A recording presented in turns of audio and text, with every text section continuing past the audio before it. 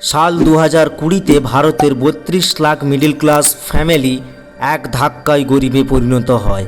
আর report অনুযায়ী ভারতের মধ্যবিত্ত আরও গরিব হয়ে যাবে। ইনফ্যাক্ট খুব তাড়াতাড়ি মিডল ক্লাস লোয়ার ক্লাসের থেকেও আরও গরিব হয়ে যাবে। তবে কেন?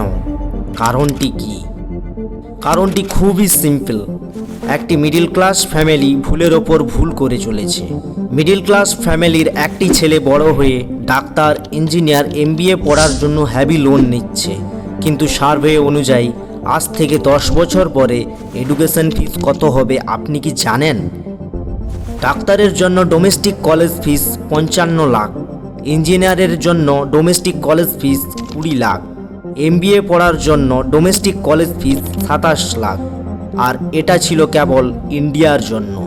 অ্যাব্রড কলেজ ফিস ডাক্তারের জন্য 2.35 কোটি, ইঞ্জিনিয়ারের জন্য 1.8 কোটি, আর MBA-র জন্য 1.7 কোটি।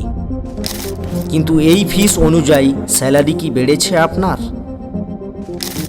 আর মিডল ক্লাসের সবথেকে বড় প্রবলেম হলো হেভি লোন নেওয়া এবং সেই লোনের মধ্যে পুরো জীবন অতিবাহিত করা, যার কারণে RBI গভর্নর নিজে প্রতিটি ব্যাংককে অ্যালার্ট করেছেন আর বলেছেন দেখে শুনে লোন দিতে। আপনি যদি নিজেকে মিডল ক্লাস মনে করেন তাহলে এই তথ্যগুলি আপনার জন্য। বন্ধুরা, এই হলো আমাদের দেশ ভারত, আর আমাদের দেশের মোট পপুলেশন 150 কোটি। এর মধ্যে আনুপাতিক 75 থেকে 100 কোটি পপুলেশন মিডল ক্লাসের আওতায় পড়ে। আমরা প্রথমে বুঝে নিব গরিব, মধ্যবিত্ত, ধনী কাকে বলে। গরিব অর্থাৎ যাদের মান্থলি ইনকাম 3,000 থেকে 10,000 টাকা অবধি, মধ্যবিত্ত অর্থাৎ যাদের মান্থলি ইনকাম 10,000 থেকে 3 লাখ অবধি, এবং ধনী যাদের 3 লাখ থেকে কোনো লিমিট নেই। আপনি কি জানেন এখন মিডল ক্লাসের আবার 3টি ভাগ আছে, যেগুলি হলো ক্রমশ 10,000 থেকে 20,000 টাকা মান্থলি যারা ইনকাম করে তারা লোয়ার মিডল ক্লাসের আওতায় পড়ে, এবং যারা 20,000 থেকে 85,000 টাকা পার মান্থ ইনকাম করেন তারা অ্যাকচুয়ালিতে মিডল ক্লাসের আওতায় আসেন, এবং যারা প্রতি মাসে 80,000 থেকে 3 লাখ টাকা পর্যন্ত ইনকাম করে থাকেন তারা অ্যাকচুয়ালিতে আসেন আপার মিডল ক্লাসের আওতায়। নাও দ্য কোশ্চেন ইজ, ভারতীয় মিডল ক্লাসের ফিউচার কি? তারা কি আগে গিয়ে ধনী হবে নাকি আরও গরিব হয়ে পড়বে? আর এইখানে আসে সব থেকে বড় ট্র্যাপ বা ফাঁদ। মিডল ক্লাস ফ্যামিলিগুলি জেনে বা অজান্তেই নিজেরাই নিজেদেরকে এমন ফাঁদে ফেলে যাচ্ছে যা পরবর্তী দিনে খুব খারাপভাবে নিজেরাই কষ্ট পাবে। Centre for the advance study of India রিপোর্টে বলেছেন যে 50% ভারতীয় নিজেদেরকে মিডল ক্লাস মনে করেন। আগেই আমরা বলেছি অ্যাপ্রক্স 70 থেকে 80,000 টাকা যে পার মান্থ কামায় তাকে আমরা মধ্যবিত্ত বলি, এবং যে পার মান্থ অ্যাপ্রক্স 25,000 টাকা ইনকাম করে তাকে আমরা লোয়ার মিডল ক্লাস বলি। কিন্তু এইখানে আসল রহস্য যেটা বেরোয় সেটা জানতে পারলে আপনি চমকে উঠবেন।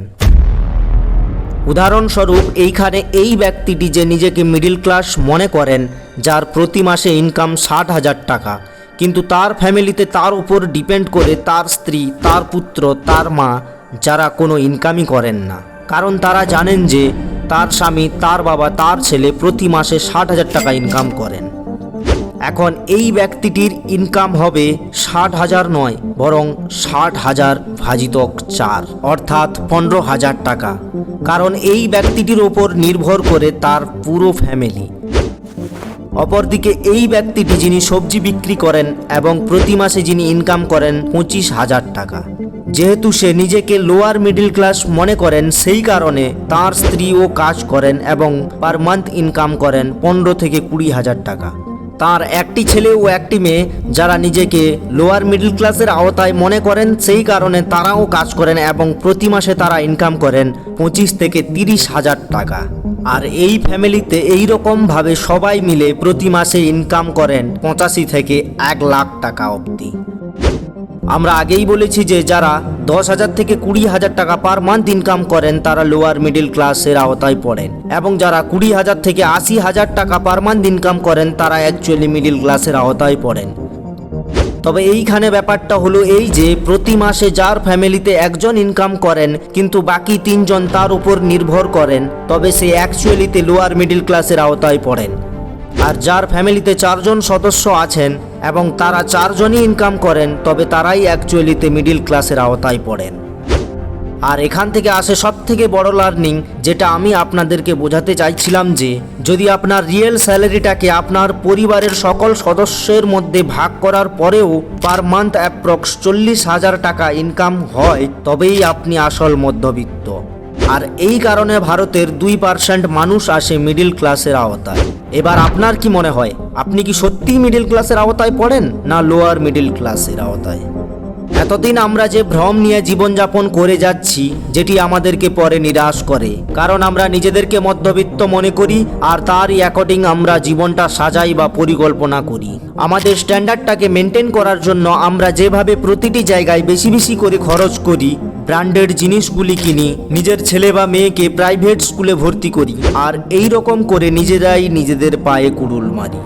ফ্যামিলির 80%-এর ওপর নির্ভর করে মধ্যবিত্তরা সবচেয়ে বেশি বড় ভুল করি। এখন আপনার মনে একটাই প্রশ্ন আসতে পারে যে এই ট্র্যাপ থেকে আমরা কিভাবে বেরোবো? What is the solution? সলিউশনটি খুবই সিম্পল। আপনার ফ্যামিলির যতজন সদস্য আছেন সবাই যদি কাজ করার মতো অবস্থায় থাকে তাহলে কাজ করতে পারেন, আর খরচ থেকে যতটা বাঁচা যায় ততটা চেষ্টা করা উচিত। বিজনেস ইনসাইডার ইন্ডিয়া এর মতে মাত্র 32% বিবাহিত মহিলা এমপ্লয়েড। এখানে মহিলাদেরকেও আগে বেরিয়ে আসতে হবে এবং পরিবারের সঙ্গে তাল মিলিয়ে চলতে হবে। বেশি না হোক, কমটাই ভালো, কিন্তু নিজেকে কাজ থেকে পিছিয়ে রাখবেন না। আর একটি বড় কারণ যার কারণে আমরা মধ্যবিত্তরা বেশি কষ্টে মরি, সেটি হলো wasting money on unnecessary thinking. বন্ধুরা, ইংরেজিতে একটি কোটস আছে যেটি আমার খুবই পছন্দ, এবং সেটি হলো, একজন গরিব ব্যক্তি নিজেকে ধনী দেখানোর চক্করে আরও বেশি গরিব হয়ে পড়ে। কিছুজন এমন আছেন যারা নিজেকে ধনী দেখানোর চেষ্টা করেন, আবার কিছুজন আছেন যারা নিজেকে আরও ধনী করতে চায়। অনেক মধ্যবিত্তরা ধনী দেখানোর চক্করে তার স্ট্যাটাস হাই করার জন্য এরকম জায়গায় টাকা ব্যয় করেন যেটা শো অফ আর সেন্সলেস ছাড়া আর কিছুই না। লোক কোথায় কোথায় টাকা ব্যয় করে এটি জানার আগে কেন্দ্রীয় সড়ক মন্ত্রী নীতিন গডকরির এই বক্তব্যটি শুনুন। आपको तो ये जीन की पैंट, जहाँ कोई पत्रकार है, ये सब लोग जीन की पैंट पहने हुए दिखते हैं। मैं सबको पूछता हूँ कि आप खादी डेनिम क्यों नहीं यूज़ करते हो? ये जो अमेरिकन कंपनी है लेवाइस या कुछ तो नाम है उसका, वो हमारा पूरा खादी डेनिम का कपड़ा खरीद रही है, और वो उनका ब्रांडिंग होकर हमारे लोग 3,000 और 4,000 में खरीदते हैं, और हमारे यहाँ सिलाई करके वो 500-700 रुपये में मिलेगा, उसको कीमत नहीं मिलती। এবার বুঝতে পারলেন তো লোকেরা ব্র্যান্ডেডের চক্করে কি কি করে। আরও একটি বড় কারণ, যেটি হলো একটি মিডল ক্লাস ফ্যামিলি তার সারা জীবনের কামাই 2-3 দিনে খরচ করে দেয়, সেটি হলো বিয়েবাড়ির অনুষ্ঠানেতে। এখানে না শুধু মধ্যবিত্ত, ধনী, গরিব, ভারতের সবাই বিয়েতে টাকা খরচ করে। অনেকে এমনও আছেন যারা লোন করে বিয়েতে খরচ করে থাকেন, আর পরে ওই লোনের টাকা মেটাতে সারা জীবন কাটিয়ে দেন। আমার আপনাদের কাছে এটাই প্রশ্ন, যদি টাকাই বা আপনার নাই, তবে এটার কি কোনো প্রয়োজন আছে? লোন করে কি আপনাকে বিয়েটা করাতেই হবে? আমরা কি পারি না নর্মালভাবে বিয়ের অনুষ্ঠান করাতে? এবার ভেবে দেখুন আর আমাকে কমেন্ট করে জানাবেন আমি ঠিক না ভুল। কেননা আমি নিজে দেখেছি আমার এলাকাতে এইভাবে লোন করে বিয়ের অনুষ্ঠান করাতে। তাই আপনাদের কাছে বিশেষভাবে অনুরোধ, আপনারা নিজেকে জানুন, বুঝুন, আর অযথা টাকা খরচ করার আগে একবার ভাবুন, না হলে পরবর্তী সময়ে আমরা মধ্যবিত্ত পরিবারগুলি কোনো দিন এই ঋণের বোঝা থেকে মুক্ত হতে পারবো না। আরেকটি বড় কারণ যেটি আমি আপনাদেরকে বলতে যাচ্ছি সেটি হলো লোন করে বাড়ি গাড়ি করা। এখন যেন এটি প্রায় ট্রেন্ড হয়ে গেছে। এবার ভেবে দেখুন, লোন করে যদি আপনি গাড়ি বাড়ি কেনেন তবে কি সেই গাড়ি বাড়ি আপনাকে টাকা উপার্জন করে দেবে? হ্যাঁ, এটা অবশ্য ঠিক, বেঁচে থাকার জন্য একটি বাড়ির দরকার, তবে সেটি নর্মাল ঘর কি হতে পারে না? বড় বড় কার কোম্পানিগুলি আপনার ব্রেন ওয়াশ করার জন্য কোটি কোটি টাকার অ্যাডভার্টাইজমেন্ট করে, তবে আপনি কি জানেন যে ওই অ্যাডভার্টাইজমেন্ট টাকাটাও আপনার ওপর দিয়ে তোলে? আমি এটা বলতে চাইছি না যে আপনি কার বাইক কিনবেন না, কিনুন, তবে আপনার যেটা অ্যাফোর্ডেবল হবে সেই ধরনেরই কিনুন, কিন্তু লোন করে না। আমার মনে হয় যদি আপনি আপনার বাড়ি গাড়ি কেনার যে টাকাটা stock, FD, gold, silver, mutual fund অথবা নিজের ব্যবসা বা কাজের জন্য ব্যবহার করেন, তবে 100% আপনার টাকা বাড়বে, কমবে না। আর আপনি যদি মনে করেন যে আপনার স্যালারির টাকা থেকে আপনি ইএমআই পে করবেন, তবে আপনি না চাইলেও আপনাকে জব করতে হবে। আর এরই জন্য আমরা মিডল ক্লাসরা লোয়ার মিডল ক্লাসের দিকে এগিয়ে যাচ্ছি। সর্বশেষ বলি, কোনো কাজই ছোট নয়, কাজের দিকে মন দিন, দেখবেন একদিন ঠিক এই ট্র্যাপ বা ফাঁদ থেকে মুক্ত হবেন। আর এই রকম মোটিভেশনাল ভিডিও পাওয়ার জন্য আমাদের চ্যানেলটিকে সাবস্ক্রাইব করে রাখুন এবং এই ভিডিওটাকে তাদের কাছে শেয়ার করুন যারা এই রকম ভুল করে চলেছে বা করতে যাচ্ছে। ভালো থাকুন, সুস্থ থাকুন, ধন্যবাদ।